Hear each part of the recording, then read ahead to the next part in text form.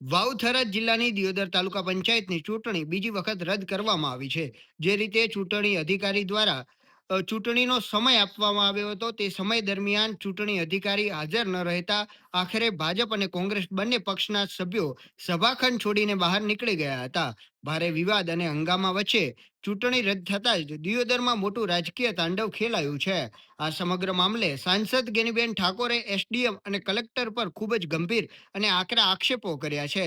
ગેનીબેન ઠાકોરે આક્રોશ સાથે જણાવ્યું છે કે જો ભાજપ પાસે બે સભ્યો ઓછા હોય તો એસડીએમ અને કલેક્ટર પોતે જ ભાજપના સભ્યો બની જાય. ગેનીબેન ઠાકોરના આ પ્રહારે સરકારી તંત્ર અને શાસક પક્ષ પર સવાલો ઊભા કરી દીધા છે.